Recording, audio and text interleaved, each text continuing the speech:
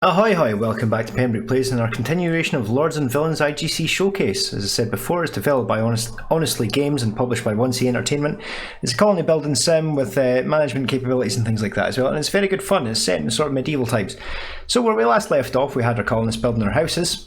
We've now got them built, except for mine, but that's not really a priority just now. It's not too big a deal. I don't care too much. So what we're going to move on to now is rooftops. So if you go down the roofs on the bottom left hand side, and we add them a thatched roof, and it's one piece of straw each. This is where the pillar that we put into here comes in handy, because if we don't have that there, it's too big a gap and they cannot build their roofs there. So with those assigned, with those rooftops assigned, we're now going to give them some straw because we are generous in what we do, so that they can continue to build their roofs. So that's free to the mantels, 250, 250 to the marquettes, and 250 to the Quesnels. And that's then got materials for building roofs. Now in the meantime, as well as building a roof and things like that, we've already got our loggers doing their loggy thing, working their way through the forest, which is fine, making up more planks and wood, which will be contributed to the warehouse and things like that. And obviously with the storefront, the other colonists can buy off of them, and it's a little self-sustaining economy sort of thing. It's quite good. So as they get the rooftops done, what we're going to do next is watch them for a wee second, because they're quite adorable. And the thing is as well, each individual colonist is completely different. Obviously you've got men and women, you've also got children bumbling about. The children for other families do work, just not your own, lazy little bastards, entitled little shits. Anyway, so each colonist is different, each family is different, and it's made up of different numbers of children, parents, things like that. So this is why I've went for this sort of shape of house, because it allows for, once we get the furniture put in, a main double bed for the husband and wife, and then at least 4 beds for children. Now I don't think the families can actually have more than 3 children, but it's good to have one just in case, because we can actually have a breakdown of the families. Let's see where we're looking. Villager book. Yes, so this is me, Penbrook, me and my wife, no children. The Mantels, husband, wife and 3 kids. Marquettes, 4 kids, so that's why I need 4 beds. And then the Quesnels, which only have 2 kids. Another thing you can do, much like RimWorld, is you can change the roof visibility, so you can actually see through it. It's good to keep track of, just to see how far they've built it, and how far along they are. Now rooftops are quite handy because obviously they keep people protected from the rain and things like that, because your colonists, citizens, serfs, whatever you want to call them, will inevitably get cold and wet and miserable and things like that. And as you saw when I had the villager book open there, let's just have a look again. They all have a mood. The Penbrooks are in a relatively good mood. The Mantels are very happy, the Marquettes are very happy, and the Quesnels are very happy. And you can see each actual individual person and their mood. It doesn't just break down to families, it breaks down to each individual colonist, as well as stats, which we've got over here. So each person contributes something to society, as it were. But we'll get into that more later on.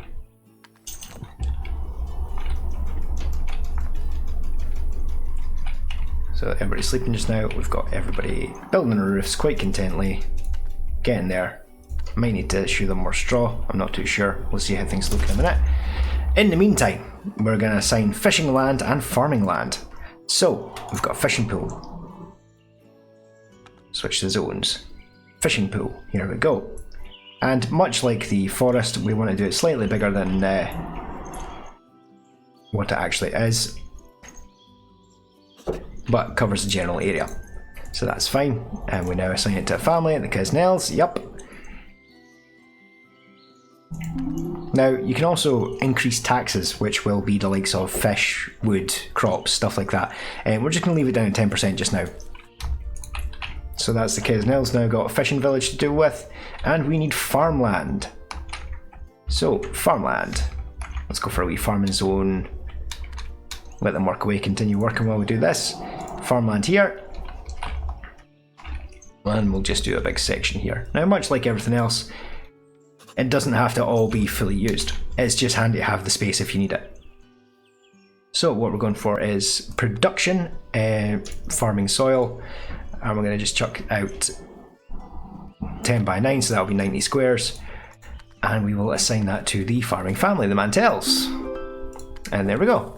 Villagers are happy to trade with gold, purchase resources from each other or directly from your warehouse. To facilitate trade, you need to build storefronts in each zone that can offer goods.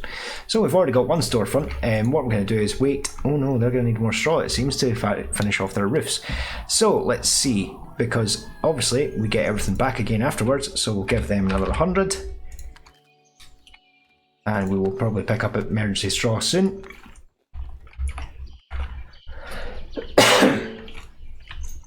Oh, that's my house finished, so now I can prioritise roofs for my house. Now, I'm in charge, so I'm going to give myself a slightly nicer roof than everybody else, but that's only because I'm in charge. And they need to know their place, that they're below A.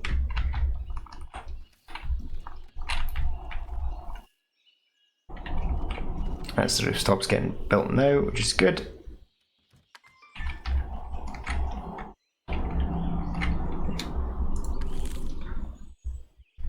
We'll deal with storage in a second.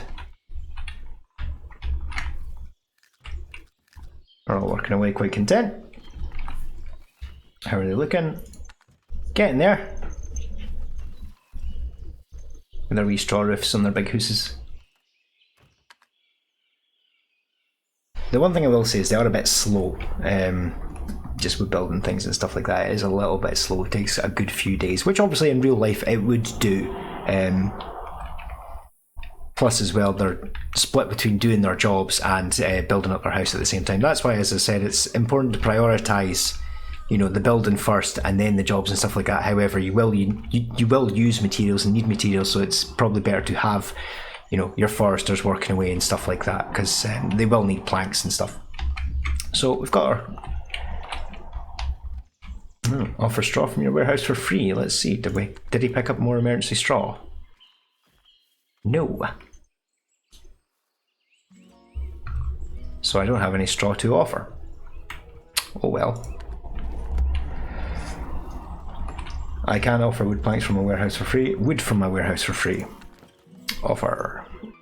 Sell. Wood. Fuck it, we'll just do the full 65. Add for free. That's that done. We'll need to build a storefront, which we shall build here. Let's see, storefront, that's what we're after. And we'll just plop it down there. Oh, we've got some houses nearly done as well. Yep, a couple more to go, and that's us. See, I can't offer straw from my warehouse because I have no straw in my warehouse.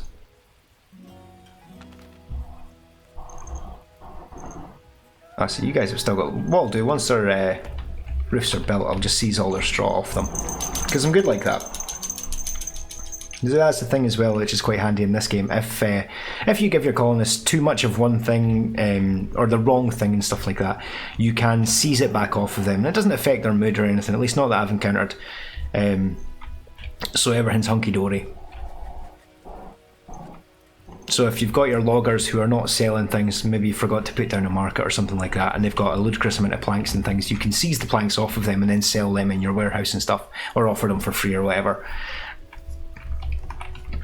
So is that nearly done? Nearly done. These have just got wee bits left. So, oh, last wee one. Although to be fair, if I just seized it off them and then gave it away for free, it's not that big a deal. Nearly, one more, there we go. Now, let's seize some stuff. Seize! You've got 116 straw, so we will seize that off you. Thank you, Mantels. Marquettes, how much straw have you got? Only 16, but we will seize that off you. And the Quesnels, how much have you got? 16. We'll seize that off you. So, we can now go to sell. We can go into... Oh, is he not seized it yet? Okay, interesting. It's tax payment day.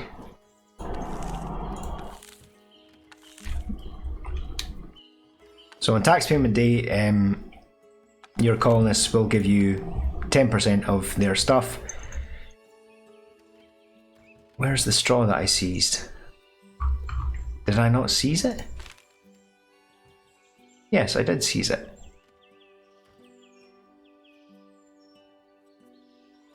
Where the fuck's... Where's the straw that I seized? Interesting. Sell. Straw. Ah, there we go. We'll just say 48, add, free. And it just gets that done out of the way. So, villains are taxed on production. They store those resources and pay them at the end of the season. You can aid them with a direct donation, but keep in mind that you will be collecting income only once per season. So we've granted meals. Yep, that's done. Grant yarn to the fisherman and grant wooden rods to the fisherman. So we go down here, we go to grant, and we need yarn. So pick the right family first. Always make sure you're picking the right family as well. 8 wooden rods, grant, and yarn. Yarn. There we go, and they want 30 of them. So we'll grant them to them, that's that done. Now it's time to build some houses. Make sure that everything is built inside of the zone which is assigned to a family, otherwise you set yourself up to build it yourself on your own supplies. Everything's built, they've got roofs. So build beds in different households and build beds in your manor. So we go down to furniture, we've got, where is it?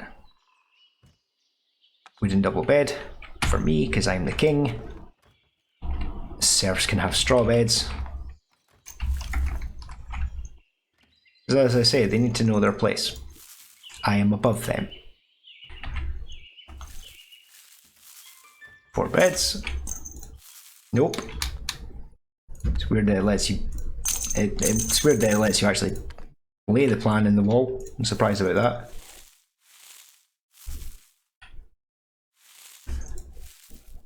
Eight, 4. That's that done. And that's us got beds sorted once they're all built and things like that. It also, well, I was about to say it stops them sleeping on the floor, but only once they've actually built the beds. So what have we got now? What have we got for straw? There we go, that's what I wanted to say. Straw, 148. So we shall, oh no, that's for free, so that's fine. Let them do their thing. Have I got my market stall? I have got my market stall. So they should come and get the bits off me. And they can get their beds built.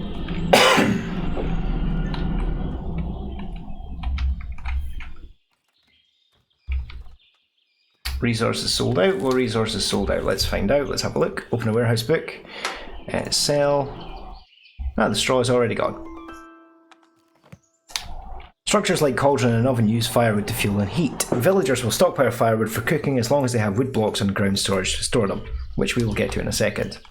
We're just going to make sure they've all got their beds built before we go any further, which they have not. We've got one family still missing stuff for beds, so let's just quickly go back to selling and straw, and we'll say 20 add for free.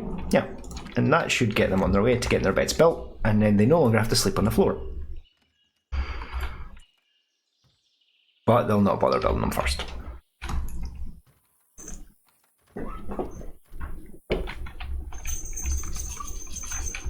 I've still not even finished my roof. Because as I said, this is what the sort of issue I have with it is that because you are building and doing a job all at the same time, because your lord is building his own house but also running his shop, or the wife is doing it and taking turns, they've only got one person building. Whereas the other families, because the children help with building and stuff like that, the other households and things get through it a lot quicker, but your manor you will find lagging behind sometimes, just purely because you've only got 1, maybe 2 people working on it if you've not got a marketplace and stuff like that, which is a bit of a shame. But the wife's working away quite diligently. There she goes, just slowly adding more and more to my roof. She's getting there. Good job, honey. So now everybody's got beds, we can now look at the farming and things like that. So even though we've got farmland and we've got our farming zones, we need to adjust priorities. And we go down to soil. Now what do we want? We want cabbages, 10 cabbages, 10 parsnips, corn, 10 corns, and some carrots.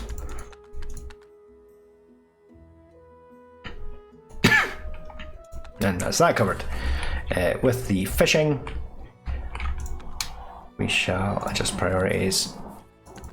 More fish, the better.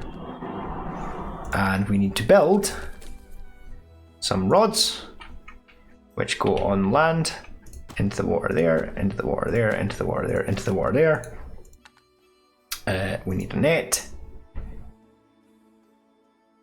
which obviously they access from the land, so we'll put one there, and we want a storefront so that they can sell materials, sell fish. We'll chuck down 2 barrels for storage. Come down here, and we've got our ground storage for more wood, which we'll just plop here and there.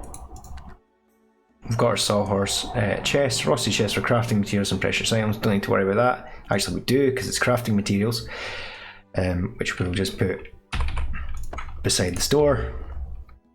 And down here, we need a storefront for people to come and buy food, as well as flailing the crops and grounds, separates and filters the grains from plants. Don't need to worry about that because we're not doing anything with straw or anything yet. Barrels are useful for storing ingredients like fish, yep. So we shall store some bits and pieces here as well. And we'll let everybody just work away, and they should get them all built.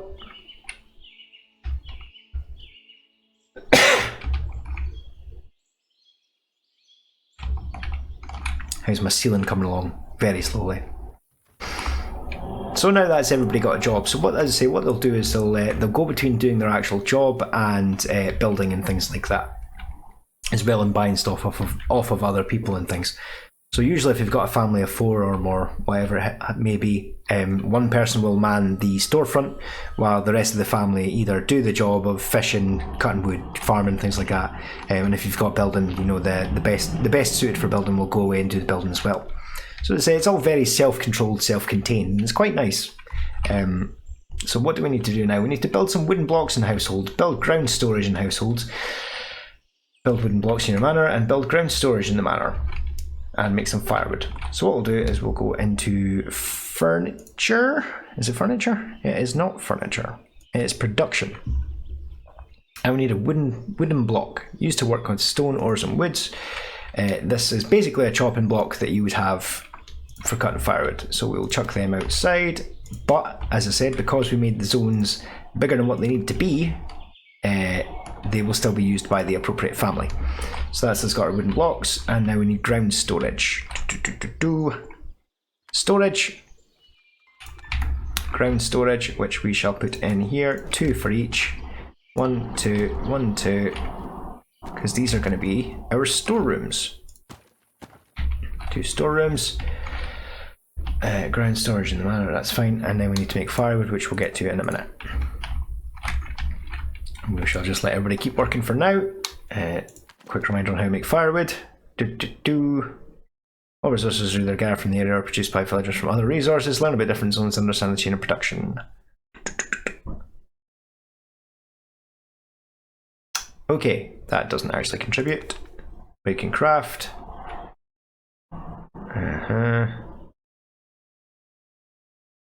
Can adjust production priorities of the zone priority menu. Yeah.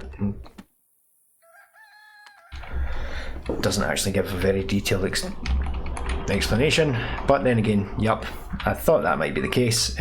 Your villagers will just use the wooden blocks and logs and things like that, and they will make their own firewood. So I actually don't need to worry about that. They make it themselves.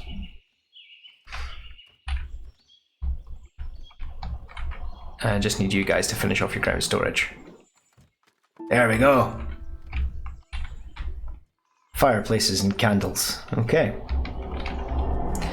Winter brings harsh weather, so make sure all rooms are closed, build roofs, keep the stock of clothes high, and build fireplaces to increase heat. Fireplaces also need firewood to burn. Strange that. So let's see, we have got production, not in production, storage, not in storage, furniture, fireplace, that's what we're after. And we'll just put a wee fireplace here, one here,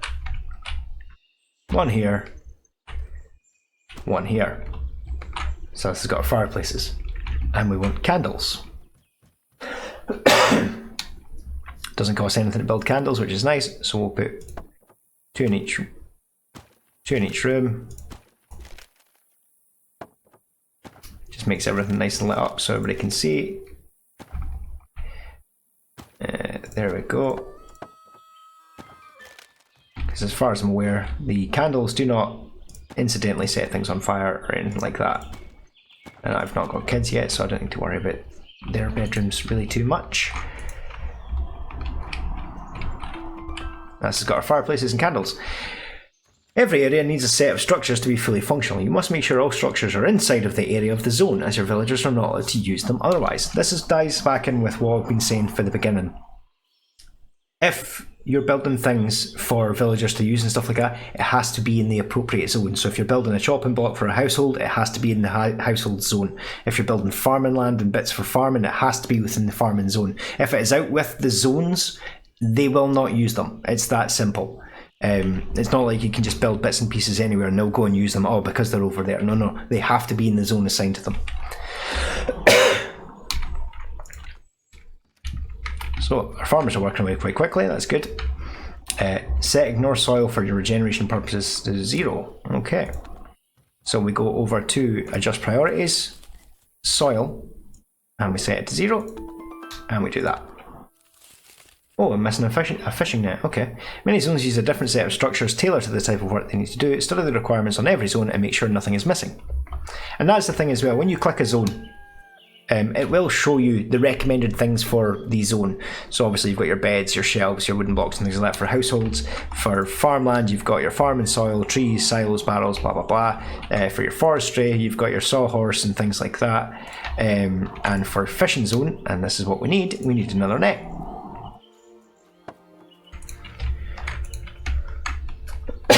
So, while they get that finished, we will wrap up the video there. I've been Penbrook, this has been Lords and Villains, and join me in part 3 where we find out more and get our little colony ticking along quite nicely. But for now, thanks for watching and tatty bye.